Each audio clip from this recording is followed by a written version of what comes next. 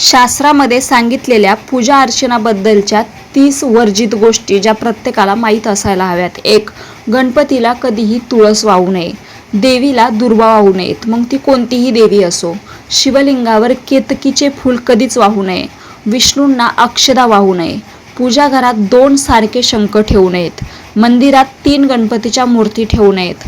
तुळशीचे पानं चावून खाऊ नये.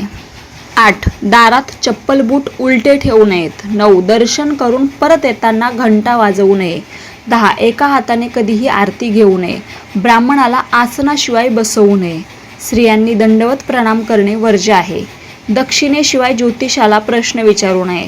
घरात पूजेसाठी अंगठ्यापेक्षा मोठे शिवलिंग ठेवू नये. 15. तुळशीच्या झाडाजवळ कुठेही शिवलिंग असू नये. 16. गर्भवती महिलेने शिवलिंगाला स्पर्श करू नये. 17. स्त्रियांनी मंदिरात नारळ फोडू नये. 18. रजस्वला स्त्रीचा मंदिरात प्रवेश वर्ज्य आहे. 19. कुटुंबात सुतक असल्यास पूजेच्या मूर्तीला स्पर्श करू नये. सुतक असेल तर घरातली देवपूजा तर करतच नाही, पण बाहेरही कुठे पाया पडू नये. 20. शंकराची पूर्ण प्रदक्षिणा घालत नाहीत. 21. शिवलिंगावरून वाहणारे पाणी ओलांडू नये. 22. एका हाताने नमस्कार कधीही करू नये. 23. दुसऱ्याच्या दिव्याने आपला दिवा पेटवू नये. 24. चरणामृत घेताना उजव्या हाताखाली रुमाल धरावा, जेणेकरून एक थेंबही खाली पडणार नाही. चरणामृत पिऊन हात डोक्याला किंवा शेंडीला पुसू नयेत, तर डोळ्यांना लावावेत.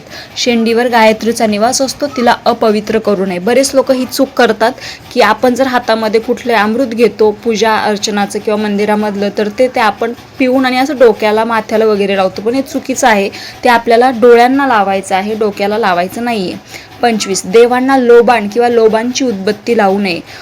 26. स्त्रियांनी हनुमान व शनिदेवांना स्पर्श करणे वर्ज्य आहे. तुम्ही लांबून दुरून पाया पडू शकता, परंतु मूर्तीला स्पर्श करणे बरोबर नाही. 27. कुमारिकांकडून पाया पडून घेणे पाप आहे. 28. मंदिर परिसरात स्वच्छता राखण्यास मदत करा. 29. मंदिरात गर्दी असल्यास रांगेत भगवंताचे नामस्मरण करत राहा आणि क्रमानेच पुढे जा. हे बघा, आजकाल तर एक फॅशनच आलेली आहे की वशीला लावून दर्शन करणे, पास काढून दर्शन करणे, परंतु हे योग्य नाही.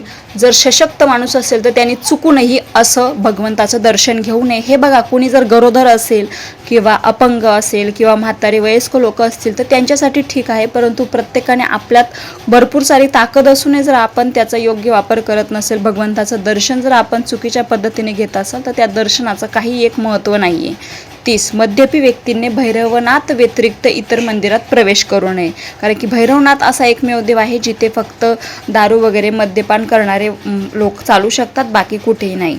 या संबंधित अजून जर तुम्हाला डिटेल व्हिडिओ माहिती पाहिजे असेल तर माझ्या चॅनलला नक्की सबस्क्राईब करून ठेवा. यापेक्षाही जास्त महत्त्वाचे नियम मी तुमच्यासोबत नक्कीच शेअर करेल. तर हा थोडक्यात व्हिडिओ होता. आय होप तुम्हाला व्हिडिओ आवडला असेल तर चॅनलला नक्की सबस्क्राईब करा. रामकृष्ण हरी.